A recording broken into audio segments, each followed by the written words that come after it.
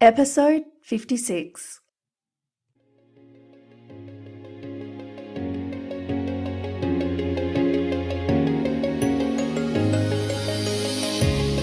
Starting an online business can be a lonely ride, especially when you're trying to change the world one day at a time. But you're home now, in a place where inspiration flows thick and fast, and we arm you with the how-tos to get started, grow, and thrive in business. Welcome to the Wellness Entrepreneur Podcast with business coach and trainer Katie Wyatt. The mission of the show is to simplify online business so you can focus on your mission rather than your marketing, because it doesn't have to be that hard. Let's leverage your time so you can have more impact and amplify your message. You are a change maker. We need you loud and clear. Wellness entrepreneurs. Passion can change the world and make good business. Hello, gorgeous listeners. How are you? I hope that business is good.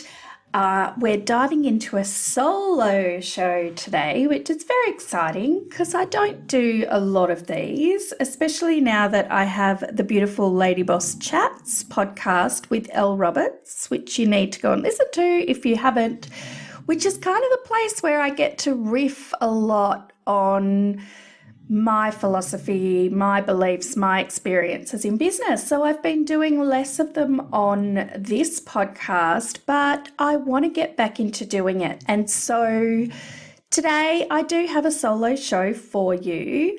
Before we get into it, I do want to say, have you joined the Facebook group? The Facebook group is so much fun. We're building empires over there, and we really want to work with you on your empire too, big or small. You can join us at bit.ly/start, grow, thrive. Hope to see you there. So over to the show. Today, what do I want to talk about? What we're going to talk about today is playing bigger in business. It's something that I have been thinking a lot about, and I hope that some of this resonates. You got into your business because you wanted to leave a mark or create a legacy or change the world in your own way, yet at times you feel like you chase your tail. The money comes in dribs and drabs, it's completely unpredictable, and you feel like, frankly, maybe you're better off going and getting a real job. Or you know that your stuff is awesome. Your coaching transforms people's lives, your courses get results, your ebooks are worthy of the bestseller shelves, and yet they barely pay the bills. And sometimes in the dead and dark of night, when there's no light or friend to talk you back from the edge, you think, why? Why? I know I have amazing gifts to offer and they're not going anywhere. I'm not going anywhere. Like, why is she or he famous and I'm not? If any of this resonates with you, even just a little bit, then I would hazard a guess that potentially you are making a million decisions every single day, and often without even realizing, that are keeping you small.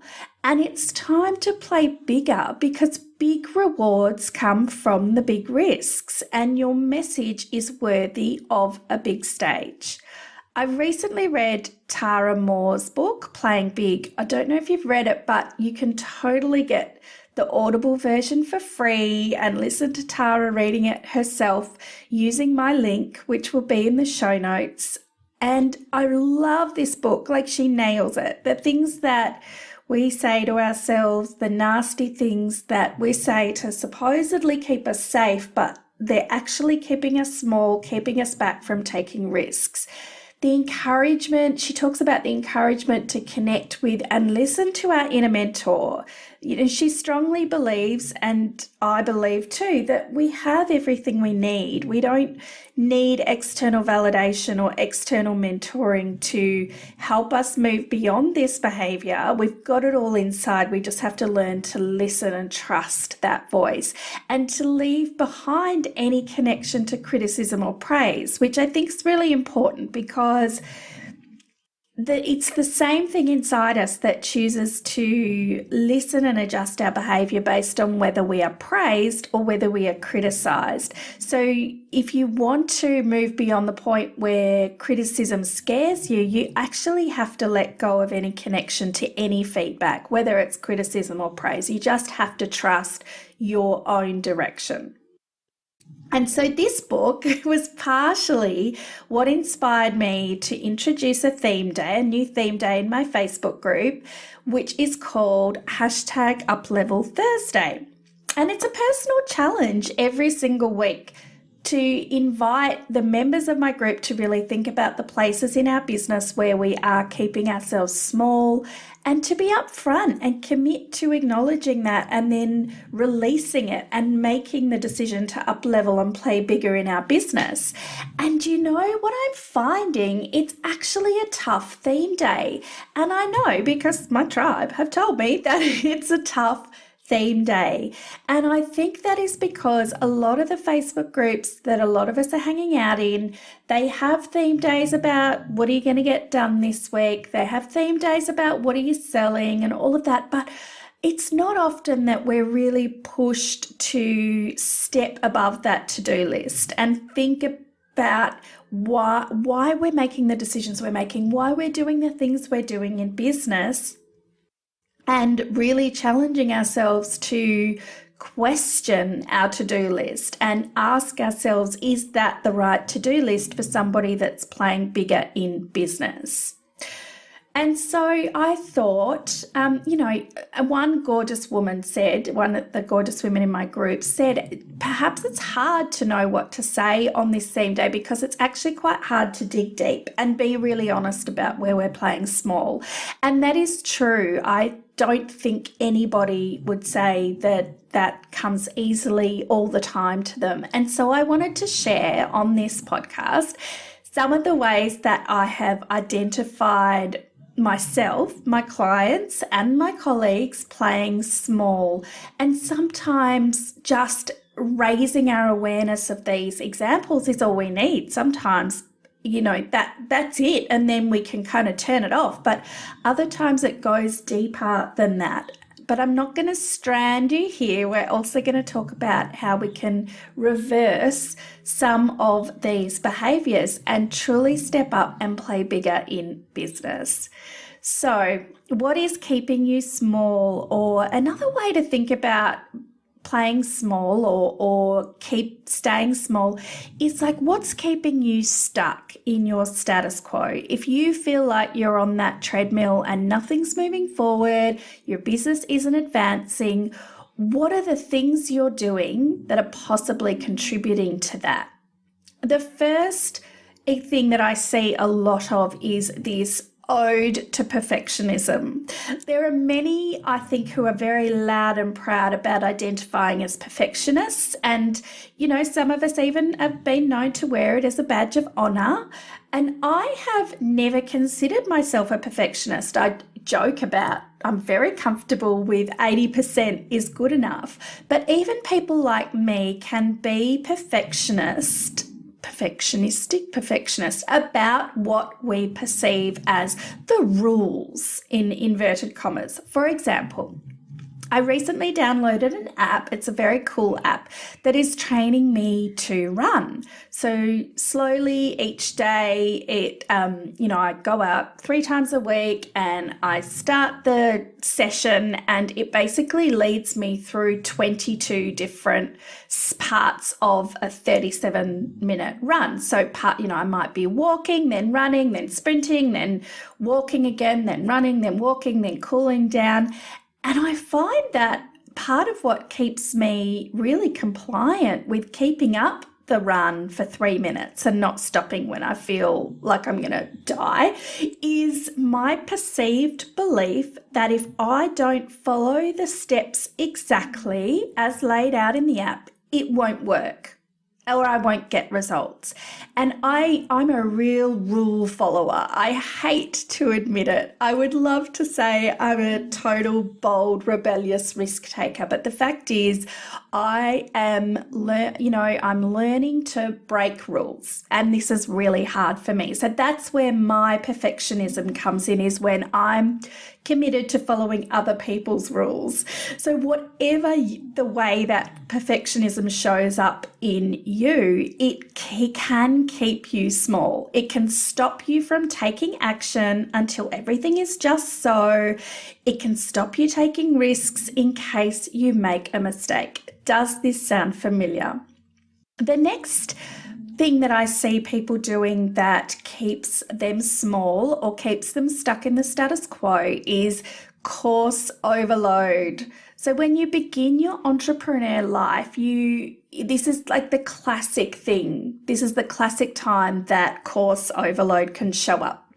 For example, you did the health coaching certificate and then you thought maybe you needed help with the business side. So you signed up for B School, and then you realized that you weren't confident writing your blogs or your social media. So you signed up for a content marketing course, and then you decided to do a course creation course because you wanted to sell courses. And then you thought you needed to know more about SEO. And so you signed up for that course. Every course becomes this promised silver bullet that will give you the confidence you need to move forward. And guess what? It will probably come as no surprise to hear that no course is going to give you that. I'm all for signing up for courses. If you need a new skill, like you really need a new skill, or you want to access a community of people, or you want to access the person running that course, then there can be really, really smart reasons to sign up for courses. But I want you to think about this. Are you implementing or getting what you want out of the course before you are moving on and buying the next thing? And there's something that I want you to think about, that the act of purchasing a course can provide your brain, your body physically with the same satisfaction and release of endorphins or whatever the chemical is, that same feeling that actually completing the course will provide. So it's why some experts warn about writing down your goals, because writing them down can give you the same satisfaction as if you actually completed them and ticked them off. And so the brain thinks you've done it, and so it stops wanting it so badly. Like, have you ever felt that? You've thought about signing up for a course, you're in total FOMO during the launch process, and then you finally go, yes, I'm signing up. You sign up, you pay for it, and then suddenly you're still excited, but the urgency, that burning desire, has suddenly gone away. That is what's happening here. And so what I want you to really think about is feeling like that there is something else that you need to learn can be a total red herring. This can be the thing that is keeping you playing small because you're actually hiding from action. You're hiding from moving forward. You're using a course to give you the feeling that you're moving forward, but actually using it to stop you having to move forward. So you will never feel you know everything. That is a fact. You never will. So it doesn't mean that you shouldn't sign up for courses. It doesn't mean there aren't courses that are perfect for you right now, but I encourage you to really think, why am I signing up for it? Is now the right time? Am I signing up for this to learn a new skill? And therefore, when am I going to schedule my actual completion of the course and implementing what I'm learning? And if that all stacks up, then go ahead.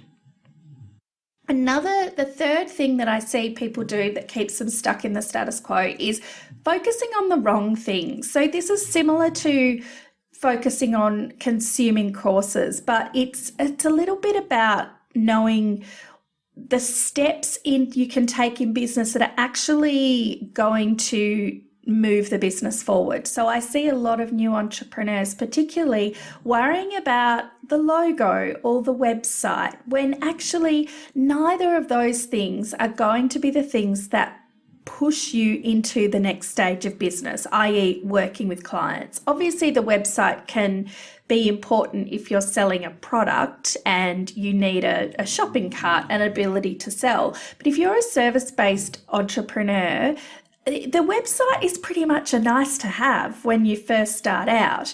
And there are lots of things that you can and should be doing instead that are actually getting you talking to your customers or potential customers, networking and getting known for things that are going to be more important and are going to move your business forward. There's safety in worrying about the pretty design of a logo because everything beyond that is aspiration and promise, and you're not actually having to do anything to get that feeling. The fourth thing is trying everything and sticking to nothing. So this is also a big trap for people in their first year or two of business because they're still uncovering all of the different things they could be working on. I mean, you know, when we start, you kind of like, I could be doing my social media, I could be writing blog posts, I could be guest blogging, I could be podcasting.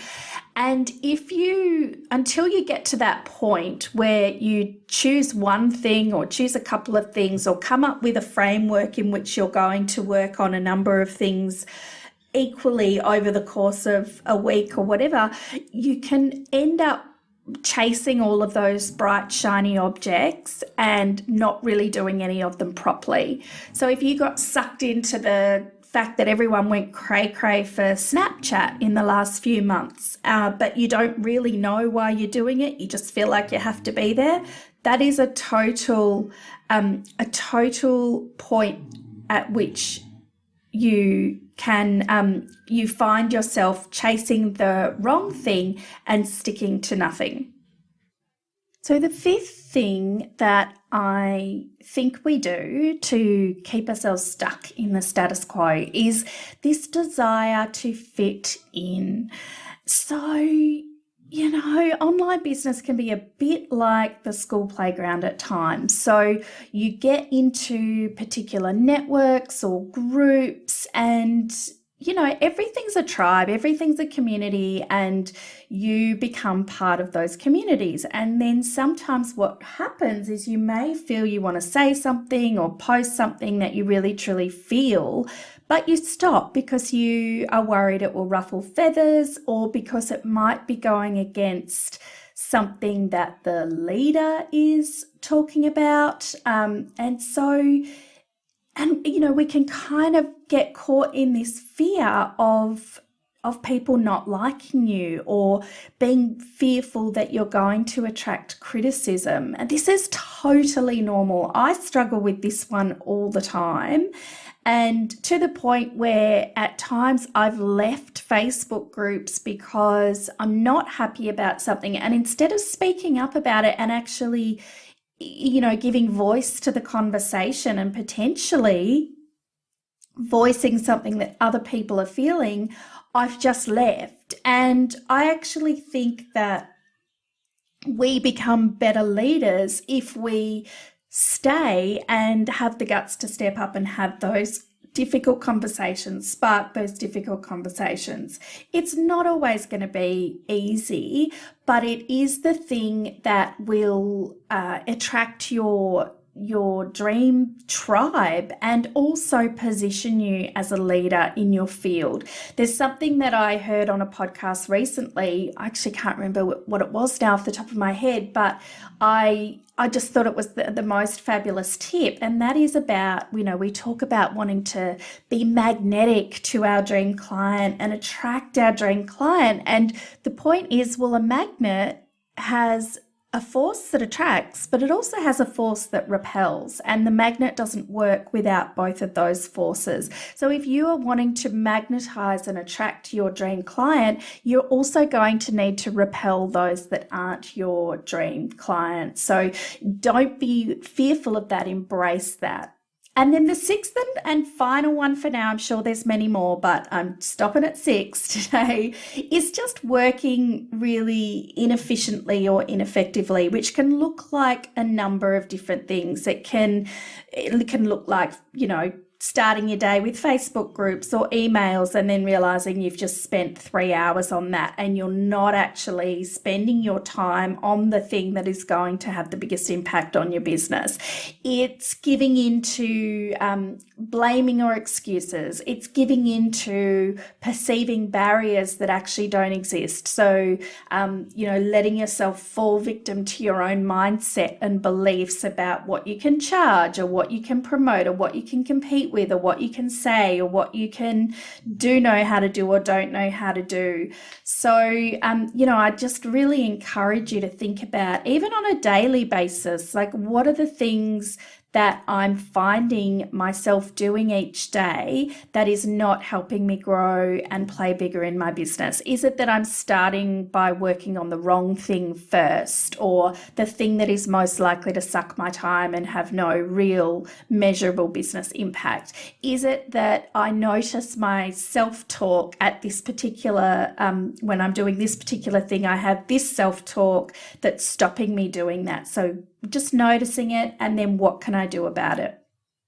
So there's a pretty big list of 6 things that I think we all fall into the trap of doing at times that are really not helping us in our vision to play bigger in the world. So if you do nothing else but think about which one of those resonates the most and noticing when you're doing it, how it's showing up for you, and just see if in the act of noticing that it can begin to change. And if you're looking for real action around how to play bigger, then, firstly, if you have identified with the examples that I've listed above, then there is some work that we need to do to move beyond falling victim to those things. And this, as I said, could simply be being aware of and noticing that you're doing it. It might require so it's a little bit more. It might require some journaling, some EFT or tapping. You might even need to hire in some help if you've got mindset stuff that is holding you back in a big way. It might be time to get support, and totally worth doing if you find the right person, because this is the inner critic work, the mindset work, and it's kind of easy, but it's not easy. Such a cop-out type of thing to say, but it's true. I do think some of this stuff does change seemingly with no effort, and other things need a little bit more attention to kind of work at because they're inbuilt beliefs that have been there for so long. But it's critically important to do that work. The next thing is about embracing imperfect action. It's about doing something and taking action, not necessarily the perfect thing. So what is the thing that you can do to drive things forward, but you've been fearful of? Maybe it's hiring a VA to support or outsource some of the things you do in your business. Maybe it's upgrading your software, your platforms. Maybe it's doing something, playing bigger, doing something that might change 100 lives instead of just the 5 people that you work one-on-one with. That might look like starting a podcast. It might look like getting yourself published on a big blog with big following. It might be launching a challenge that can really, impact people's lives.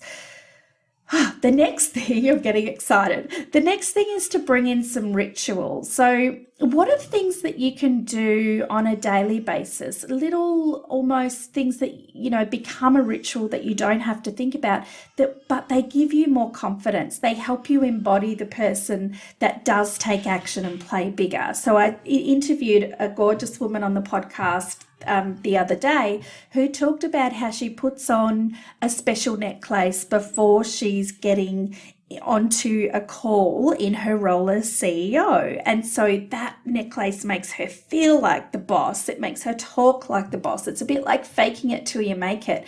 It might be about drawing on big red lips for you. It might be putting on makeup or dressing up or putting on a pair of high heels.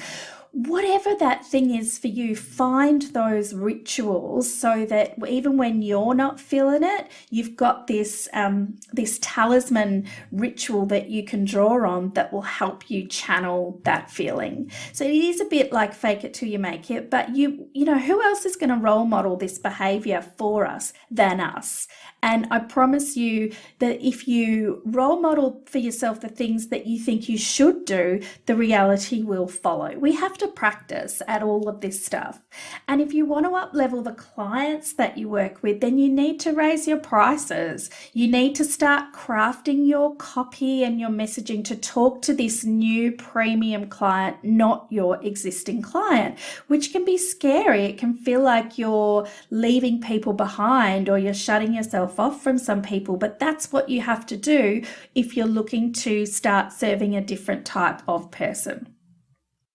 So there you have it, a small manifesto and a challenge to you to play bigger in your business and life. I would love to hear what you think. I would love to know what has resonated with you, what action you are feeling fired up to take. Please come and join me in the Facebook group bit.ly/Start